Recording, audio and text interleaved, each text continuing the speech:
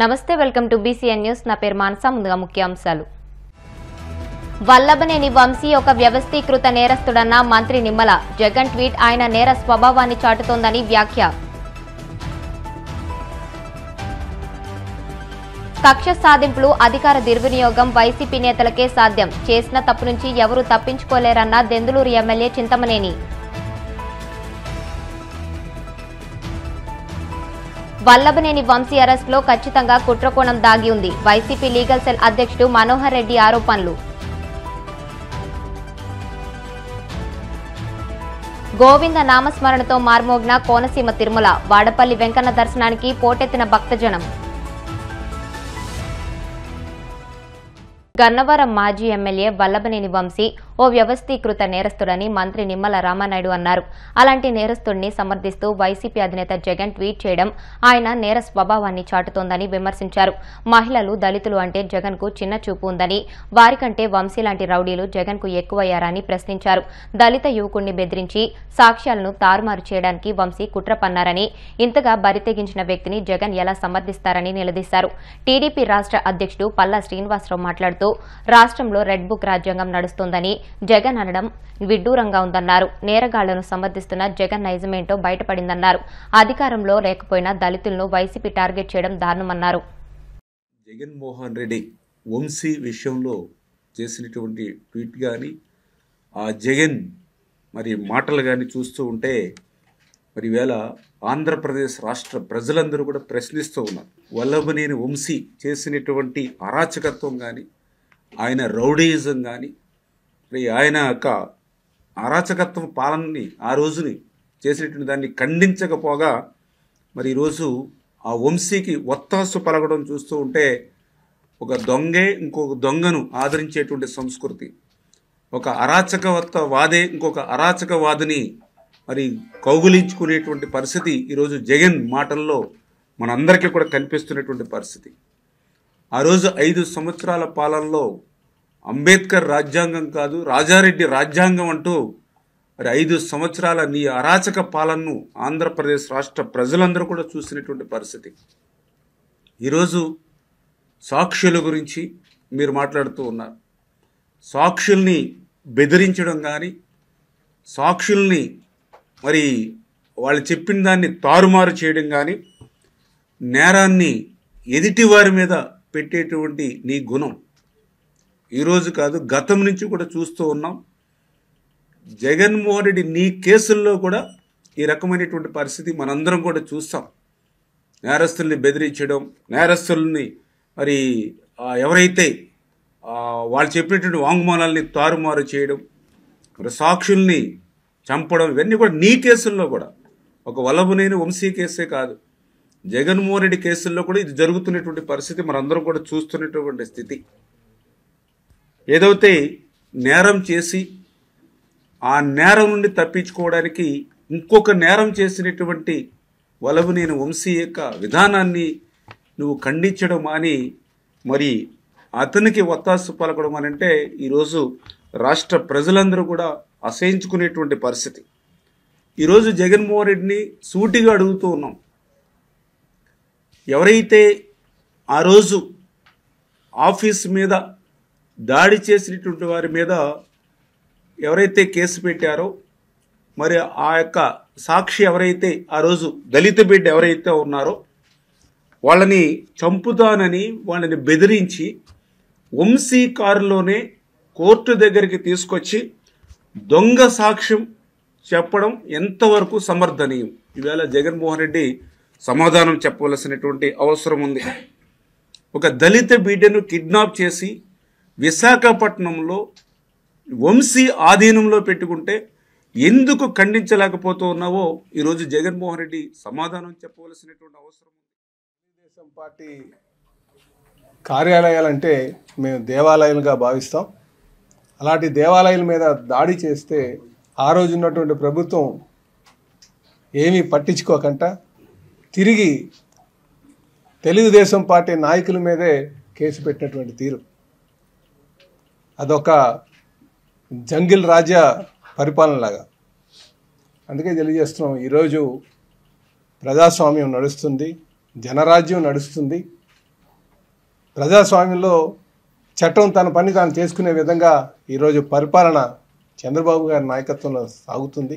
కనుక ఇక్కడ ఎక్కడ కూడా నేరస్తులు రాజకీయ ముసుగులో చలామణి అవడానికి కొంతమంది ఇంకా ప్రయత్నం చేస్తున్నారు.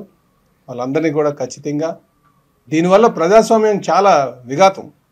కనుక అలాంటి వాళ్ళందరికీ కూడా ఖచ్చితంగా ఊసల లెక్క పెట్టేటువంటి రోజు వస్తుంది. అదే ఈరోజు జరిగిందని చెప్పేసి ఈ సందర్భంగా తెలియజేస్తున్నాం. జగన్మోహన్ రెడ్డి గారు మాట్లాడితే అనేక సందర్భాల్లో దళితులకు మేము నా దళితులు అని మాట్లాడుతుంటారు. అధికారం లేనప్పటికీ కూడా ఇంకా గత 5 సంవత్సరాలుగా ఏదైతే జంగిల్ రాజ్యం నడిచిందో అదే తీరులో కొంతమంది వైసీపీ నాయకులు ఉన్నారు. అలాంటి వాళ్ళందరికీ కూడా బుద్ధి ఖచ్చితంగా చెప్తామని చెప్పేసి ఈ సందర్భంగా తెలియజేస్తున్నాం. కనుకనే చట్టం తన పని తాను చేసుకెళ్తుంది. జగన్మోహన్ రెడ్డి గారు సమాధానం ఈరోజు చెప్పాలి. గన్నవరం మాజీ ఎమ్మెల్యే వల్లభనేని వంశీ అరెస్ట్పై దెందులూరు ఎమ్మెల్యే చింతమనేని ప్రభాకర్ ఆసక్తికర వ్యాఖ్యలు చేశారు. ఈ రోజు వంశీ లోపలకు వెళ్లాడని, రేపు కొడాలి నాని వెళ్తాడని, ఎల్లుండి మరో నేత వెళ్తాడని పేర్కొన్నారు.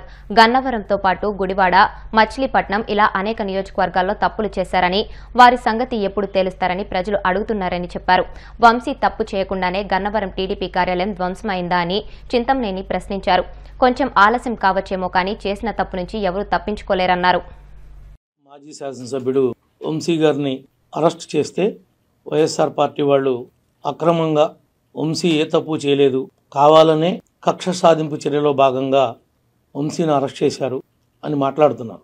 అంటే వంశీ ఏ తప్పు చేయకోకుండానే తెలుగుదేశం పార్టీ గన్నవరం కార్యాలయం తగలబడిందా, ధ్వంసమైందా, మాకు మేమే పెట్టుకుని వంశీ మీద నెట్టడం జరిగిందా? ఈ విషయాలన్నీ ఆ రోజున మీరు అధికారంలో ఉన్నప్పుడు మీ అధికారాన్ని అడ్డం పెట్టుకుని తప్పించుకోవడానికి ప్రయత్నం చేశారు.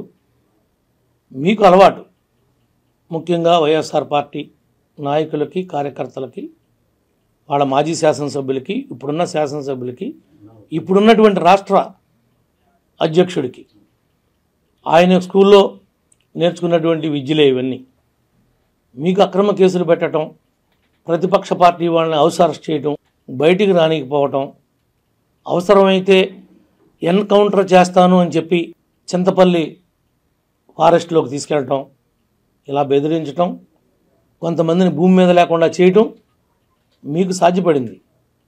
మా మాజీ స్పీకర్ కోడెల శివప్రసాద్ గారు ఆత్మహత్య చేసుకునేలాగా ఆయన్ని ప్రేరేపించింది మీరు కదా. ఆ పరిస్థితికి ఆయన రావటానికి, ఆయన భూమి మీద లేకపోవటానికి కారణం మీ వైఎస్ఆర్ పార్టీ, జగన్మోహన్ రెడ్డి ప్రభుత్వం కాదా అని అడుగుతున్నాం. ఆ రోజున మాకు జరిగితే ఒకటి, ఈ రోజున చేసిన నేరానికి, చేసినటువంటి తప్పుకి ఈ రోజున వంశీని పెట్టారు, రేపొద్దున కొడాలి నానిని పెడతారు, ఎల్లుండి ఇంకొకరిని పెడతారు, అవటాలను ఇంకొకరిని పెడతారు.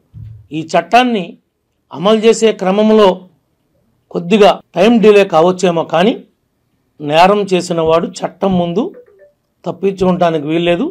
ప్రతి వాడిని తీసుకుని వచ్చి వాళ్ళకి చేసినటువంటి నేరాల్ని రుజువు చేసి కటకటాల పంపటం జరుగుతుందని చెప్పి కూడా ఈ సందర్భంగా మీ అందరికి కూడా తెలియజేస్తాం. గన్నవరం మాజీ ఎమ్మెల్యే వల్లభనేని వంశీ అరెస్టులో ఖచ్చితంగా కుట్ర కోణముందని వైసీపీ లీగల్ సెల్ అధ్యక్షుడు మనోహర్ రెడ్డి ఆరోపించారు. వల్లభనేని వంశీ అరెస్ట్ అంశంను సీఎం చంద్రబాబు, నారా లోకేష్లు వెనుకుండి నడిపించారని ఆగ్రహం వ్యక్తం చేశారు. తాడేపల్లిలోని వైసీపీ కేంద్ర కార్యాలయంలో ఆయన మీడియాతో మాట్లాడుతూ సత్యవర్ధన్ స్టేట్మెంట్ ఆధారంగా వంశీని అరెస్ట్ చేశామని పోలీసులు చెబుతున్న మాటల్లో వాస్తవం లేదన్నారు. టీడీపీ కక్ష సాధింపులకు వత్తాసు పలుకుతున్న పోలీసులను రాబోయే రోజుల్లో న్యాయస్థానాల్లో దోషులుగా నిలబెడతామని హెచ్చరించారు. కూటమి ప్రభుత్వం అధికారంలోకి వచ్చాక గన్నవరం టీడీపీ ఆఫీస్పై జరిగిన దాడి కేసులో వైసీపీ కార్యకర్తలను దాదాపు 90 మందిని అక్రమంగా ఇరికించారని ధ్వజమెత్తారు.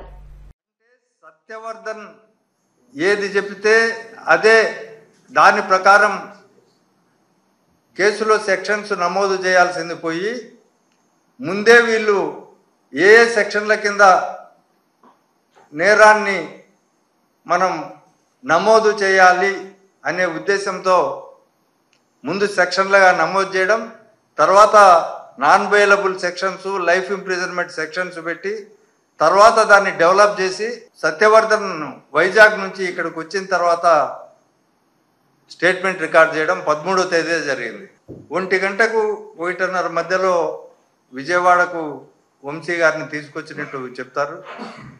అతనికి ఒక నోటీస్ తప్ప ఎందుకు అరెస్ట్ చేస్తున్నామన్న అరెస్ట్ కార్డు కానీ వాళ్ళ కుటుంబ సభ్యులకు తెలియపరచడం కానీ ఏ నేరంలో తీసుకొస్తామని కానీ తెలియకుండా ఇక్కడికి వచ్చిన తర్వాత కూడా 4-5 పోలీస్ స్టేషన్లు తిప్పి పొలిటికల్ రాజకీయ పార్టీల్లో ఉన్న వాళ్ళ ప్రభుత్వంలో ఉన్న చంద్రబాబు, లోకేష్, తర్వాత డీజీపీ గారు, తర్వాత మిగతా వాళ్ళంతా చర్చించి ఈ కేసును ఎట్లా ముందుకు తీసుకుపోవాలి అని ఓ ప్రత్యేకమైన ప్లాన్ చేసి ఆ రోజు రాత్రి 11:45 రిమాండ్ రిపోర్ట్ ఇస్తారు. ఎవరికి? డిఫెన్స్ కౌన్సిల్ అడ్వకేట్ గారికి.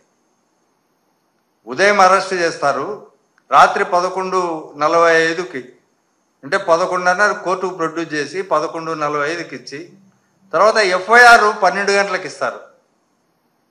అంటే దీని అర్థం ఏంటంటే ఇదంతా కుక్డప్ స్టోరీ. దీన్నంతా వండి వార్చి అందరితో సంప్రదించి ఉన్నతాధికారులతో రాజకీయ నాయకులతో సంప్రదించిన తర్వాత ఎన్ని రోజులు వీలైతే అన్ని రోజులు వంశీని జైల్లో పెట్టడానికి పెట్టిన కేసులు తప్ప మరొకటి కాదు. ఎందుకంటే సత్యవర్ధన్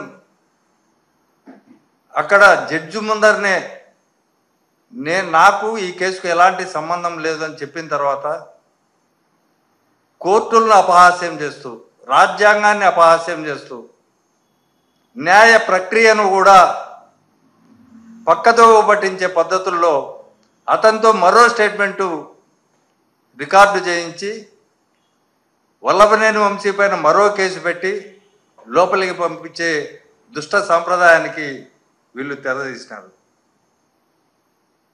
ఇదంతా చంద్రబాబు, లోకేష్ చెప్పినట్లే పోలీసు వాళ్ళంతా స్క్రిప్ట్ రాస్తున్నారు. తర్వాత ఈ న్యాయ ప్రక్రియను అపహాస్యం చేస్తూ రాజకీయ కక్షలు తీర్చుకునేందుకు అధికారాన్ని దుర్వినియోగం చేస్తూ పోలీసులను దానికి పావులుగా వాడుకుంటున్న ఇది ఈ రాష్ట్రంలో స్పష్టంగా కనిపిస్తోంది. కేసులు ఎలా పెట్టాలో రాజకీయ నాయకులే చెప్తా ఉన్నారు, ఎలాంటి అభియోగ పెట్టాలో రాజకీయ నాయకులే చెప్తున్నారు, సాక్షులుగా ఎవరిని చేర్చాలో వారే చెప్తున్నారు, దర్యాప్తు అధికారులను ఎవరిని నియమించాలో ఆ దర్యాప్తు కూడా ఏ విధమైన పద్ధతుల్లో నిర్వహించాలో రాజకీయ నాయకులే చెప్తున్న పరిస్థితులు ఈ రాష్ట్రంలో ఉన్నాయి. కూటమి ప్రభుత్వం వచ్చిన తర్వాత రాష్ట్ర వ్యాప్తంగా ఇదే పని. సోషల్ మీడియా కేసులు ఒకవైపు అయితే తర్వాత రాజకీయ నాయకులపైన ఇప్పుడు రాష్ట్ర వ్యాప్తంగా కూడా ప్రత్యర్థి రాజకీయ పార్టీ నాయకులపైన కేసులు పెడుతున్నారు. ఎవరైనా చట్ట ప్రకారము కేసులు పెడితే ఎవరికీ అభ్యంతరం లేదు, కానీ వీళ్ళు చట్టాన్ని అతిక్రమిస్తారు. ఇప్పుడు కాసేపు ప్రకటనలు.